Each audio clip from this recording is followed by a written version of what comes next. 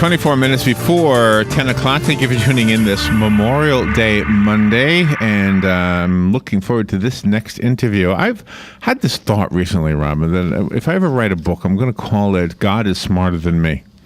Oh, I like that title. That's my title. Because there were so many times in my life when I look back and I say, gosh, this is the direction that I seem to be being nudged in, and I was reluctant or resistant or whatever, and I should have done that or whatever. You know, you have regrets. They say you shouldn't have any regrets. But anyway, I've often thought, gosh, there's so many times in my life I should have just paid attention or whatever. On the phone, we have Steve Bellingham. He is a spokesperson for, and I'm going to give a shot at the pronunciation here, Master Ryuho Okawa. And The Laws of the Sun is a book that we're going to talk about that is written by Ryuho Okawa. Almost sounds like I'm saying the name of Okawa, doesn't it? Yeah, it does. Okawa? It does. Anyway, this sounds like a fascinating book, philosophical in nature. The Laws of the Sun, one source, one planet, one people. And let's just say good morning to Steve Bellingham. Good morning, Steve. Hey, good morning, Larry. Thanks very, very much for having me on your show. Oh, you're welcome. Where are you? Where are you calling from? Well, I'm actually calling from New York, but I'm from New Zealand. I'm visiting here at the moment, doing a whole lot of various stuff with Laws on the Sun. Yeah. Okay, well, excellent. So you're the spokesperson. Does Master Ryuho Okawa not speak English? He does speak English, and actually just his pronunciation, the easiest way is, you've almost got it perfect, but just the easiest way is to forget about the Y in the first name and just call him Ryuho Okawa. Oh, Ryuho. Okay. Well, thank you for being on the air with us to talk about this. And how would you sum it up? Is it a book of philosophy? Look, I would call it a book, if I was going to go to the big thing, I'd say it's a book of universal truth. I mean, that's pretty hard to completely understand. What is this idea of universal truth? Or it's a book of enlightenment would be another way of saying it. It's incredibly, the book's got so much information in it. I mean, it talks about the beginning, how human beings were created, where we came from, and actually all the way of creation about how, our universe was created. But on the other hand, it comes all the way down to the most tiny little detail of how you can remove any suffering out of your life. So from the individual scale, I mean, that's how for me, that's why what was so appealing. I read the book and it helped change my life because it took me from a state of suffering to a state of happiness. And oh, really? Yeah, and so like I say, it's from the very small point up to the biggest that you can imagine. Do you know? I've often looked at the rest of God's creation, the animals specifically, and I've thought, every animal seems to understand exactly what its purpose is, exactly what it needs to do to provide for itself and provide shelter for itself and take care of its young. But we seem to be, as humans, we seem to be scatterbrained. We don't know, like, what should I do? Should I do this job? Should I do that job? It's not clear for us what our job is when, once we go through life saying, what should I do? And I guess that's part of this experience is we're supposed to have, I don't know, your feedback is welcome, and especially if you can connect it to the book. Absolutely, because, there's actually a little story in the book called about Taro, and a little boy who actually, he sits pondering why he's watching birds and things and watching how they live so happily and they just do their thing. And I mean, I've had the same thing, we probably all have, where you watch birds and other animals and they live so simply and they just do their thing every day and they just know what to do. And us humans, we've created these societies that are so big and involved, and it's sort of like we don't want to deal with each other, but we can't live without each other.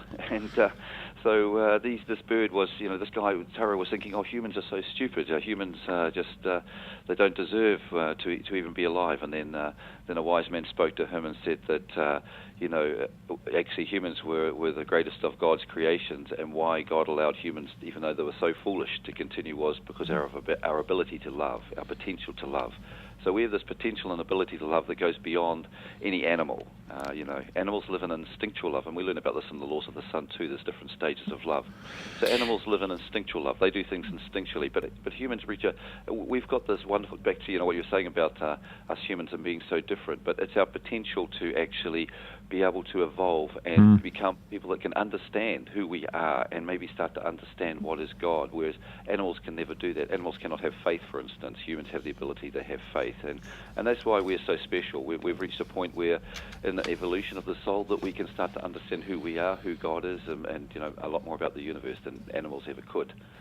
What is fascinating about your background, sir, is that you were with Apple Computers. You worked with you had the first color copier. Everything had to be engineered specifically to exact data, or it would not work. But now, with all of your keen observations about life, that just seems to be a totally opposite trend for you for your life. Yeah, I love technology, and I always have in my life.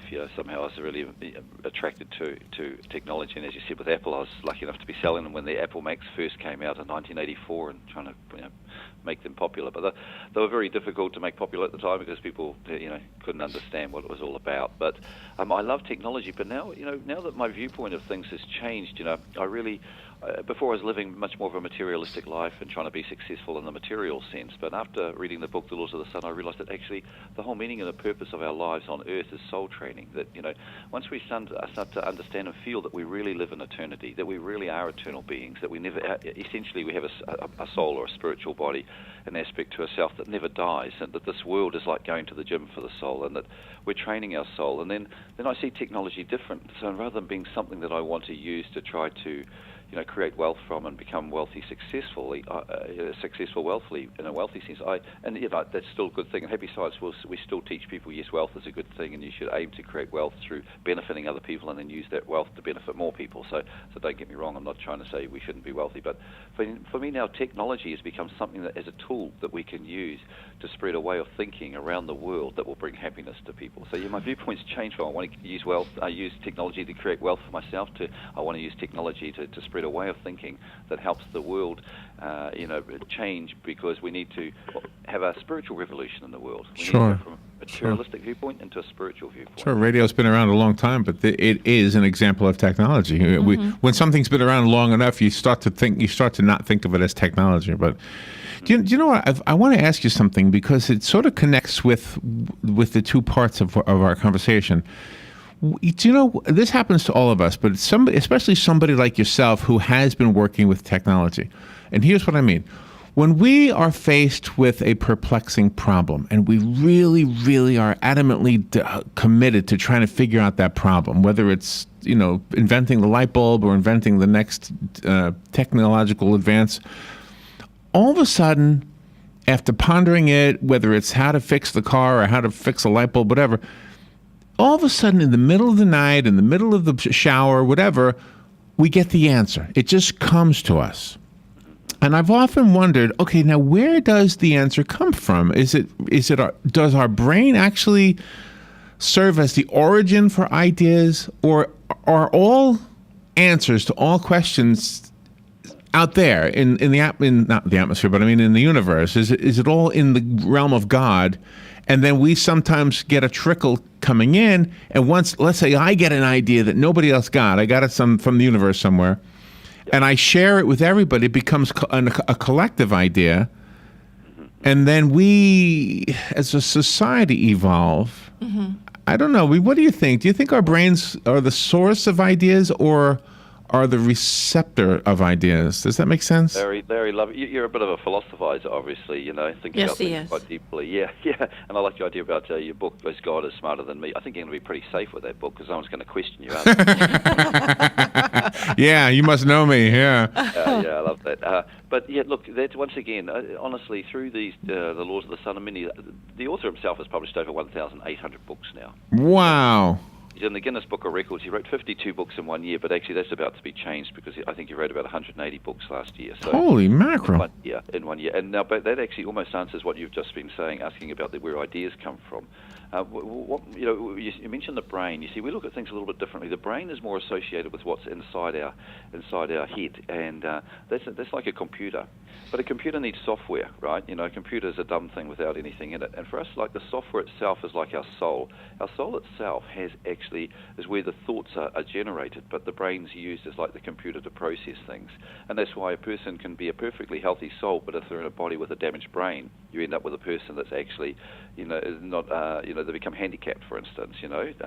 They can't think. They could have brain damage, and so it seems like that they can't think, or they can't speak, but actually inside them is actually a perfectly normal soul that once that body dies and the person returns back to what we would call the real world, then that actually person is absolutely fine. That also would change people's perspective about people. But Just to answer you on that question is that we believe that we can receive inspiration from this world beyond ours.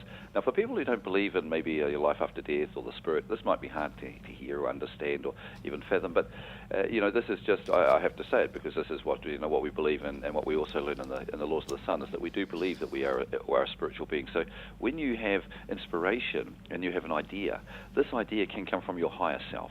It's a part of yourself that's a higher self. It's a spiritual being. And even inventions that have come into this world, what Master Okawa teaches is that people like Edison, they were born into this world with a deliberate plan to bring technology and inventions into this world that will help people and help develop the world. And actually a lot of it was ultimately, for instance, the printing presses were ultimately designed to be able to print Bibles and other things that would help people get closer to the truth. And paper was created for this, and all these inventions ultimately are designed to help create people understand the truth more deeply, and then they're used for other things, of course.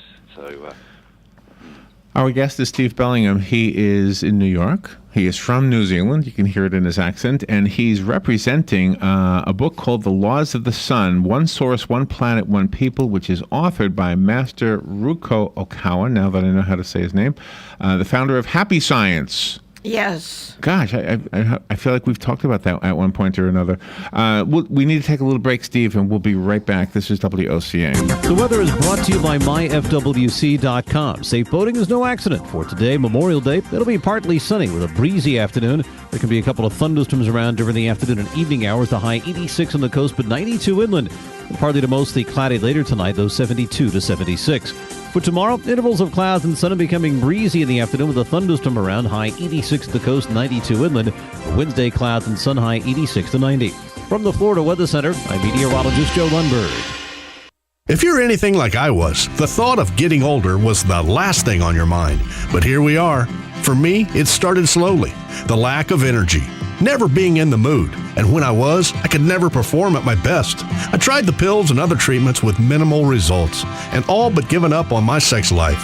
Then I found the doctors at New Male Medical Center. Wow, they made a new male out of me. Feel like I'm 25 again. I have renewed vigor, so much more energy, and no longer worry about my performance. New Male treated me like my situation was one of a kind, with a custom treatment plan that really works. I feel great.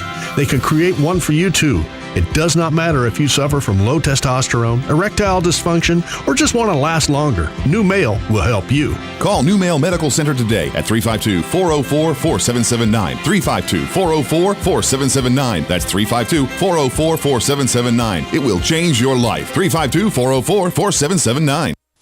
Cookies, cookies, cookies, cookies. When you want something special and fun for any occasion, get cookies. That's right. The Great American Cookie Company in the Paddock Mall, Ocala will make a delicious, fun-filled delight just for you. You might notice that I said fun and delicious more than once. That's because I can't say it enough. The next time you're at the mall, be sure and stop by or call 352-237-2557 to place your order. Cookies, cookies, Yum. cookies, cookies. We go cookie eating cookies. The Great American Cookie Company. La Famiglia Pizzeria has moved into Ocala. Stop by today at 2504 Southeast 17th Street and see for yourself what everyone is talking about. Awesome place. I never get pizza anywhere else. Great New York style pizza and dishes. Best pizza in Ocala. One trip and you'll agree, La Famiglia Pizzeria is the best. La Famiglia Pizzeria. Stop by for a pizza that you'll love or call in and order yours for pickup. 352-245-2419. La Famiglia Pizzeria. Hey, Matt, I know Sunrise Automotive does auto stuff, but I need some tires for my truck. Can you recommend someone? Yes, I can. We do that. No, I mean, I need them installed and balanced and all that. Yep, we do that. Well, my son needed his windows tinted. Yep, we do that. I need my too. seat replaced. Yep, we do that too. I need a new roof line, a new spoiler, and a new Yep, trunk. we can even do that too. Okay, I get it. I suppose you can also do a radio show too, huh? Well, as a matter of fact, join me every Monday at 10 for auto repair with personal care here on The Source. Of course you do. All right, 10 minutes before 10 o'clock. Thank you for tuning in. It is Memorial Day, and we have Steve Bellingham on the phone. He is representing Master Ryuho Okawa, who wrote many, many, many books. Yes. The one we're focusing on right now is called The Laws of the Sun. One source, one planet, one people. Steve, I have a question. I don't know if this even applies, but it's more of a physics question than it is a spiritual question. Have you ever seen the spectrums from other stars? Sometimes when they show these spectrums, like on the internet or in a book, there will be some gaps between the colors, like black spots. And our own spectrum from our own sun doesn't have any gaps at all. You can see all the colors, and it's explained in the text that comes with it that those are wavelengths that we can't see. We can't detect them, so we don't know what they would look like because we don't have eyes that were built to see those colors, whatever they are, which is fascinating that there's invisible wavelengths from other stars. So with that said about light in general, from the one sun that we have evolved around, is the laws of our sun and our solar system, therefore spiritual laws, do you think they would be the same throughout the universe, or is it somehow confined to our solar system? Hey, look, this is, once again, Larry, you got some great questions. So you obviously do think deeply about this sort of thing. And so, Master Okawa teaches that in our universe is full of life. I remember, hearing before in the past, I wonder if there's life on other planets, and that's like what, and I used to always think, there's got to be life on other planets. You look up, in New Zealand, our skies are very clear, so you see so many stars, it's like incredible. I notice in New York here, I don't quite see so many stars. No, not in New York, you don't see as many. Seems like there's only 3. But yeah, and I used to look up at the sky and think, wow, look at that, and especially even in Auckland, if you get out of the city, there's a lot more stars. And it was just incredible. I thought, of course, there's got to be life up there somewhere in this infinite, incredibly universe that seems infinite. Well, Master Okawa, he actually explains that very clearly and talks that yes, there is the universe is teeming with life, and actually. So there are similar systems on other stars to what's happening here, and it's all about the same thing. All life feels happiness as it feels itself progressing back towards God, back towards the source. It's the sense of progress as we feel ourselves becoming more enlightened beings, or basically becoming beings that become closer to God. And so on all these other planets, he said, there's a similar system to what we've got here. And what we've got here is we've got this world. This world itself is a three-dimensional plane. Everything is height, width, and depth. It's a three-dimensional world.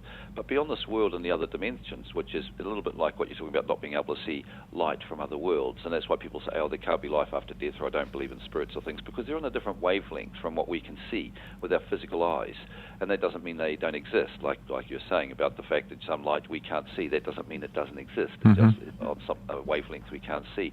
So it's really the same thing with the spirit world. It's a wavelength that we can't actually see. But what he teaches about that world beyond this world is a multi-dimensional structure. So this is a three-dimensional world, but beyond this world he talks of like 5th, 6th, 7th, 8th, 9th, which are different levels of development of the soul. And he talks that the realm directly beyond this world is the astral realm. People sometimes hear of astral travel, or they might have a dream where they remember flying, and seeing beautiful colors and things like that. Well, he said that's actually a trip into the astral realm, and the astral realm is really the realm where even plants and animals, everything has a soul. So all these things, when they die, they actually pass into what we call the spirit world, or the realm of thoughts. And you mentioned earlier that the book changed you. Is there anything specifically that kind of influenced you the most of the things that you read in the book? Yeah, absolutely. The thing that changed most in the book, and this is really one of the teachings that we want to spread around the world and help people understand to take away their suffering and create really beautiful harmony on the earth, and that is the essence of love is giving. And I'd been in a relationship, and we'd split up. Well, actually, she'd left me, and I was really suffering deeply. And I was thinking, I just couldn't find a way out of it. And in the book, I found these words from Master Okawa. He said, "The essence of love is giving. If you're suffering in love or because of love, it means you're taking love. And true love is love that gives." And what he explained was that we ourselves, when we give love to another person, and it's easy to think about this and know it's true, when we give love to another person, we feel happy. There's a nice feeling that comes about when you just have warm thoughts, good feelings, a warmth from the heart towards another person. But as soon as we expect something back and we don't get it, that's when we start to suffer. So in Buddhism, that's called attachment. So it's the idea that if we love somebody and that's all good, but when we don't get what we want coming back the other way, we start to suffer. So what he taught was practice giving love without any expectations. And that was really something that I really spent a couple of weeks pondering those words and doing meditation. And I had an experience where I was able to get rid of all my attachments and feel genuinely from my heart feelings of love towards this person. I realized it doesn't matter where she is, what she's doing, who she's with. I love her. And it was almost like I loved her, but because she wasn't loving me back, I had to try to stop my love going to her. And that created tension inside. But when I realized that actually I could just experience the feeling of love to her without needing to get anything back, I realized, well, it was actually the same. I could have all the benefits with Oh, yeah. And I think it goes beyond love. We have this little saying that's part of our mantra, Robin and I. It's when your joy comes from giving, you can never be disappointed, because quite frankly, when your joy comes from receiving, you may not always be disappointed, but quite frequently you are. That's right. You set your happiness up as dependent on somebody else. But just what you said about the joy is exactly this is where joy comes from, is that this giving love. Now, what Master Okawa teaches is that the universe itself is full of love. The universe is like a great river of love, and we as human beings, our conditioning, or our design of a human being is to be able to actually take in that love and let it flow through us towards other people. And that's the whole meaning and the mission of a human being, is to be able to receive love from the universe and pass it on and give it. And just as a hose mission is to give water to the garden, from the tap, receives the water, gives it to the garden. Us as humans, we're designed to receive love from the universe or God and let it come through us. And as the experience of giving love from us to others is where joy comes from. And that's how once we learn that and practice that and get the joy from that and stop having expectations about what we'll receive back, our happiness is unending. We have a phone call. Thank you for waiting. Good morning. You're on the air with Steve Bellingham. Yeah, good morning, you're past my question about 3 topics ago, but you were talking about the sun and the stars, and it reminded me of a book that was written quite some time ago by Professor George Gamow called A Star Called the Sun, which is an excellent book for people that want to learn about some of that cosmic stuff on a more layman level. Oh, okay. All right. All right. Thank you. Good morning, all. Appreciate that. In your book, sir, you have a comparison between human souls and whole civilizations. Sorry, that I find extremely fascinating. This is one of the amazing things, when you ponder this. Master Okawa teaches that we ourselves, as I said about this world being a training ground for the soul, and the other world's the real world, and we incarnate periodically. He says around about 300 or 400 years is the average. So coming here is like going to the gym for the soul. It's come for a workout. It's come for some training that it can't actually experience in the other world. But that we ourselves, through the cycle of reincarnation, we are the very same beings that lived in Atlantis. We're the very same beings that lived in Mu, which was prior to Atlantis. And he goes back many, many civilizations. And you might wonder, how can he do that? Well, when he was 24, he attained enlightenment. He had an experience where his subconscious mind was opened up, and he was able to, through meditation, go in and find the answers that were deep within. And like Buddha attained enlightenment as well, and was able to talk about things that were beyond this world. Wow. So so it's amazing. So Master Okawa tells us about past civilizations and what was the essence of those civilizations. And like, for instance, he talks of civilizations in the past where what we concentrated on might be color or smell, and so during those times we really developed our understanding of color or smell or taste and things like that. So various civilizations in the past have existed, but we were the very same people that lived in those civilizations. So we were in Atlantis. Steve, thank you for being on the air with us today. Can you leave us with a website? Yes, please. OkawaBooks.com would be the best place to go, which is OKAWA books.com, and there we'll find a whole array of Master Okawa's books, and but The Laws of the Sun is a great starting point. All right, OKAWA books.com, OkawaBooks.com. Steve Bellingham, thank you for taking time out of your day to be with us today. Good stuff. Larry, thank you very, very much for having me. All right, we'll be right back. Casting from the Paddock Mall Studios, this is WOCA, Ocala, Gainesville, The Villages, 1370 AM, 96.3 FM, The Source. Today in Florida Ag News, I'm a Southeast AgNet. We start off with our weekly Commissioner Spotlight. And with that, here's Franco Galasso. I'm talking with Florida's Commissioner of Agriculture, Adam Putnam. Florida's agriculture industry produces some 300 products, and their reputation for quality has grown well beyond Florida and even the United States, Commissioner. You're exactly right, Franco. Florida currently exports ag products to nearly 160 different countries and territories around the globe. Last year, we achieved an historic